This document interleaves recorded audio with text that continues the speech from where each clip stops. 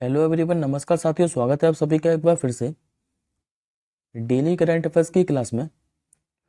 और आज है साथियों आपकी 5 फरवरी। और आज हम 5 फरवरी से बनने वाले सभी मोस्ट इंपॉर्टेंट करंट अफेयर्स को देखने वाले हैं।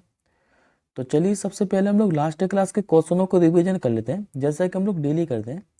तो पहले हम लोग 4 फरवरी के करंट अफेयर्स को रिवीजन कर लेते हैं, उसके बाद हम आज के क्वेश्चनों को कवर करेंगे। तो 4 फरवरी को मैंने आपको पढ़ाया था कि अभी जो वित्त मंत्री हैं निर्मला सीतारमण जी, इन्होंने 2024 में अपने कार्यकाल का कौन से भी नंबर का बजट पेश किया है? तो इस बार 6वें नंबर का। भारत के कितने वेटलैंड्स को रामसर साइट में शामिल किया गया है? तो टोटल 5 वेटलैंड को। और अब जो भारत में रामसर साइट की संख्या हो गई है, ये हो गई टोटल 80। इन 5 वेटलैंडों में से 2 तो थी साथी तमिलनाडु से, जबकि 3 कर्नाटक से शामिल की गई हैं। हाल ही में उत्तर भारत का पहला मानव डीएनए बैंक है, ये किस संस्थान में बनाया जा रहा है? तो बनारस हिंदू यूनिवर्सिटी के अंदर। किस राज्य सरकार ने कलेगनार स्पोर्ट किट पहल का शुभारंभ किया था? तो तमिलनाडु सरकार ने। अभी किस वर्ष को भारतीय नौसेना ने नौसेना नागरिकों का वर्ष घोषित किया था? तो वर्ष 2024 को। रिजर्व बैंक ऑफ इंडिया ने किस बैंक में ट्रांजैक्शन पर रोक लगा दी है? तो पेटीएम पेमेंट बैंक पर। और अब जो पेटीएम पेमेंट बैंक है, इसकी 29 फरवरी से सारी सर्विसेज बंद हो जाएंगी। उंगलई थेडी उंगल जो ओरी योजना है, ये किस राज्य में शुरू की गई है? तो ये भी की गई तमिलनाडु राज्य के अंदर ही। 1 फरवरी 2024 को भारत सरकार के मुख्य जो हाइड्रोग्राफर हैं, ये कौन बने हैं? नाम है इनका लोचन सिंह पठानिया। विश्व अंतर्धार्मिक सद्भावना सप्ताह ये कब से लेकर कब तक मनाया गया है? तो 1 से लेकर 7 फरवरी तक। उत्तर प्रदेश सरकार के द्वारा किस बीमारी के उन्मूलन के लिए वार्षिक मास ड्रग एडमिनिस्ट्रेशन अभियान शुरू किया गया है? तो ये क्या कहते हैं? फलेरिया बीमारी से निपटने के लिए। अभी किसने FIH हॉकी 5 हैश पुरुष विश्व कप का खिताब जीता है? तो दोस्तों अगर पुरुषों की बात करें या फिर महिलाओं की, तो ये जीता तो दोनों नीदरलैंड के द्वारा ही है, चाहे पुरुषों का हो या फिर महिलाओं का। लेकिन पुरुषों में जो उपविजेता रहा है, ये रहा आपका मलेशिया। लेकिन महिलाओं में जो उपविजेता रहा है, ये रहा अपना प्यारा भारत। निम्नलिखित में से किसे भारत रत्न से सम्मानित किया जाएगा?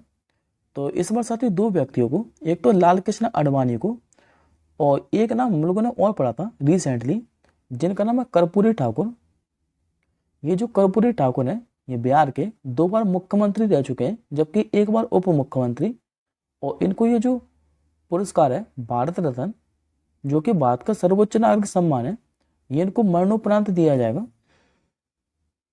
अब आज का पहला प्रश्न देखिए।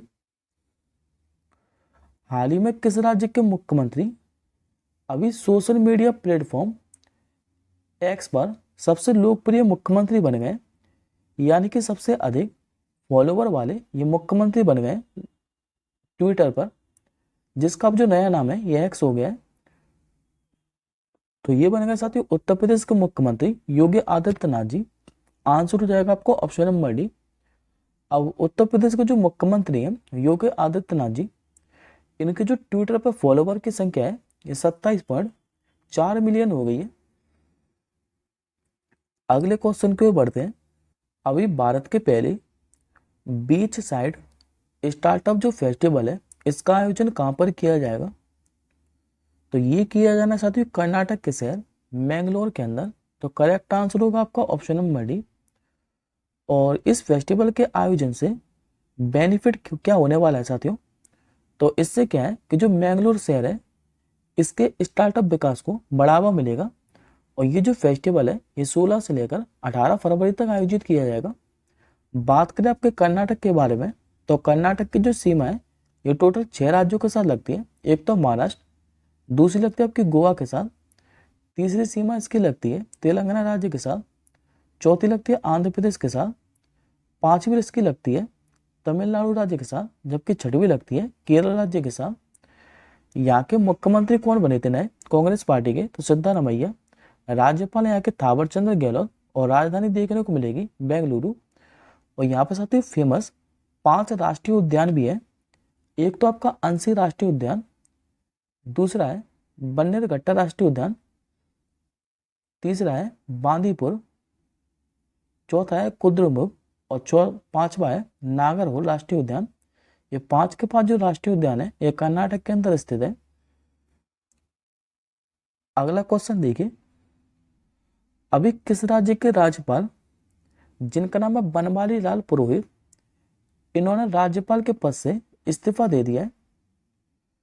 तो देखिए साथियों, जो पंजाब के राज्यपाल थे बनवारी लाल पुरोहित, इन्होंने अभी व्यक्तिगत कारणों का हवाला देते हुए राज्यपाल के पद से इस्तीफा दे दिया है राष्ट्रपति द्रौपदी मुर्मू जी को। तो आंसर याद रखेंगे आप लोग ऑप्शन नंबर डी। और जैसे ही पंजाब के नए राज्यपाल बनते हैं हम लोग करंट अफेयर्स के सेशन में डिस्कस कर लेंगे। वर्तमान में पंजाब के मुख्यमंत्री कौन है? तो इनका नाम है भगवंत मान।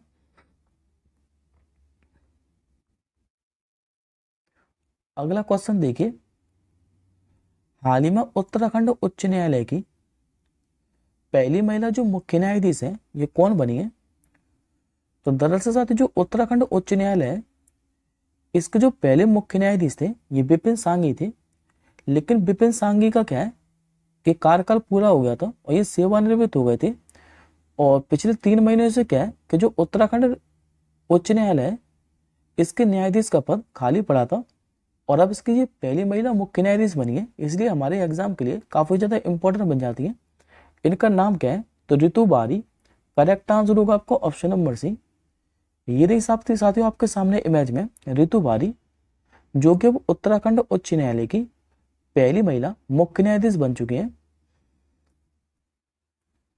नेक्स्ट क्वेश्चन देखिए, हाल ही में कर्नाटक उच्च न्यायालय के मुख्य न्यायाधीश के रूप में किसने शपथ ली है? तो इनका नाम साथियों PS दिनेश कुमार। तो करेक्ट आंसर होगा आपको ऑप्शन नंबर ए। ये रहे साथियों आपके सामने इमेज में PS दिनेश कुमार, जो कि अब कर्नाटक उच्च न्यायालय के मुख्य न्यायाधीश बन चुके हैं। अगला क्वेश्चन भी साथियों अपॉइंटमेंट से रिलेटेड ही है। नेक्स्ट क्वेश्चन देखिए, निम्नलिखित में से किसे अभी स्वास्थ्य एवं परिवार कल्याण विभाग के सचिव के रूप में नियुक्त किया गया है? तो इसमें भी साथियों 2 अपॉइंटमेंट हुए हैं। एक तो सूचना एवं प्रसारण के नए सचिव बने हैं और दूसरे बने स्वास्थ्य एवं परिवार कल्याण विभाग के नए सचिव। तो पहले हम लोग स्वास्थ्य एवं परिवार कल्याण विभाग के सचिव का नाम देख लेते हैं। ये बने आपके अपूर्व चंद्रा। करेक्ट आंसर होगा आपको ऑप्शन नंबर बी। ये जो साथियों अपूर्व चंद्रा है ये महाराष्ट्र कैडर के 1988 बैच के IAS अधिकारी हैं। और दूसरा नाम आप लोग याद रखेंगे संजय जाजू का नाम, इनको भी सूचना एवं प्रसारण के नए सचिव बनाया गया है। ये 1992 बैच के तेलंगाना कैडर के IAS अधिकारी हैं। ये रहे साथियों आपके सामने अपूर्व चंद्रा और ये आपके सामने संजय जाजू। नेक्स्ट क्वेश्चन देखिए, विश्व जो कैंसर दिवस है यानी कि वर्ल्ड कैंसर डे, ये हर साल किस तारीख को मनाया जाता है? ये दिवस मनाया आपका प्रतिवर्ष 4 फरवरी को। करेक्ट आंसर होगा आपको ऑप्शन नंबर ए। और इस दिवस को साथियों मनाने का उद्देश्य क्या है? तो लोगों में कैंसर जैसी जानलेवा बीमारी के प्रति जागरूकता फैलाना। वर्ल्ड कैंसर डे को मनाने की जो शुरुआत है ये साल 1999 में वर्ल्ड कैंसर समिट पेरिस में हुई थी। और इस प्रस्ताव के बाद पहली बार जो वर्ल्ड कैंसर डे है ये सन 2000 में मनाया गया था 4 फरवरी को। और हर साल ये किसी ना किसी थीम के साथ मनाया जाता है। 2024 के लिए इसकी थीम क्या है? तो close the care gap, everyone deserves access to cancer care. ये वर्ष 2024 के लिए वर्ल्ड कैंसर डे की थीम है।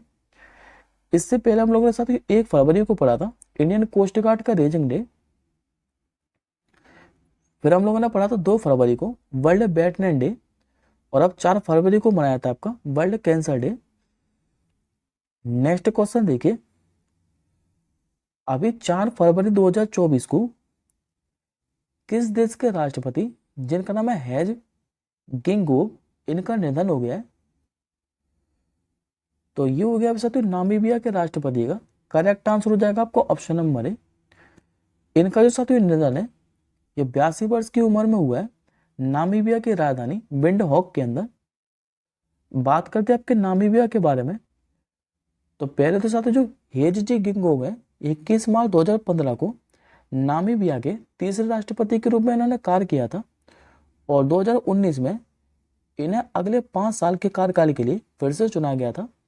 बात करते हैं अब नामीबिया के बारे में, तो ये रहा साथियों आपका अफ्रीका कॉन्टिनेंट और ये आपको जो ग्रीन कलर में जितना पार्ट दिखाई दे रहा है ये आपका नामीबिया।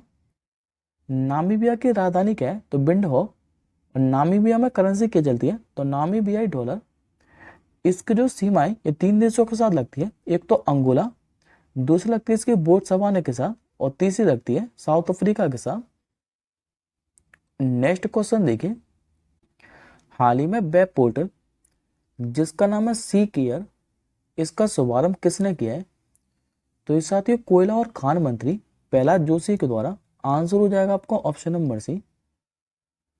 अभी साथियों जो केंद्रीय कोयला खान और संसदीय कार्य मंत्री हैं जिनका नाम है प्रहलाद जोशी, इन्होंने कोयला खान भविष्य निधि संगठन का वेब पोर्टल जिसका नाम है सी केयर ये प्रारंभ किया है और इसका लक्ष्य क्या है तो अभिलेखों और कार्य प्रक्रिया को डिजिटल बनाना। नेक्स्ट क्वेश्चन देखिए, हाल ही में भारत ने किस पड़ोसी देश को 40,000 लीटर कीटनाशक जिसका नाम है मेलाथियान ये भेजा है। तो दरअसल साथियों टिड्डियों के हमले से फसल को बचाने के लिए अभी भारत ने अफगानिस्तान को क्या है कि 40,000 लीटर कीटनाशक भेजा है जिसका नाम है मेलाथियान। बात करें आपकी अफगानिस्तान के बारे में, तो अफगानिस्तान की राजधानी है काबुल। अफगानिस्तान में करेंसी क्या चलती है तो अफगानी। आज का आपका आखिरी प्रश्न है और मैंने आपको साथियों बोला भी था कि अभी क्या है कि अंतरिम बजट पेश किया गया है और इसमें क्या है कि हम लोग डेली बजट से एक एक क्वेश्चनों को डिस्कस करते हुए चलेंगे डेली करंट अफेयर्स की क्लास में। तो आज से आपका बजट का ये पहला क्वेश्चन है कि अभी अंतरिम बजट 2024-25 में किस पड़ोसी देश के लिए सबसे ज्यादा सहायता अनुदान देने का प्रावधान है। तो सबसे ज्यादा साथियों जो सहायता अनुदान दिया जाएगा ये दिया जाएगा आपका भूटान देश को। आंसर हो जाएगा आपको ऑप्शन नंबर ए। अब एक बार डिस्कस कर लेते हैं कि किस देश को कितने सहायता अनुदान देने का प्रावधान है। तो सबसे ज्यादा साथियों भूटान को दी जाना है 2068 करोड़ रुपए, जिसमें से 989 करोड़ रुपए लोन के रूप में दिए जाएंगे। दूसरे नंबर पर जो सबसे ज्यादा सहायता अनुदान देने का प्रावधान है 2024-25 के अंतरिम बजट में ये दिए जाएंगे नेपाल को 700 करोड़ रुपए। तीसरे नंबर पर दिए जाएंगे मालदीव को 600 करोड़ रुपए, अफगानिस्तान को दिए जाएंगे 200 करोड़ रुपए, बांग्लादेश को देने का प्रावधान है 120 करोड़ रुपए और श्रीलंका को दिए जाएंगे 75 करोड़ रुपए। आज का आपका क्वेश्चन नंबर डे है कि निम्नलिखित में से किसने अभी नौकायन में भारत का पहला पेरिस ओलंपिक कोटा हासिल किया है। इस प्रश्न का आंसर साथियों आप लोग कमेंट बॉक्स के अंदर कीजिएगा। हम जल्दी मिलेंगे नेक्स्ट क्लास के साथ ही, तब तक के लिए जय हिंद, वंदे मातरम।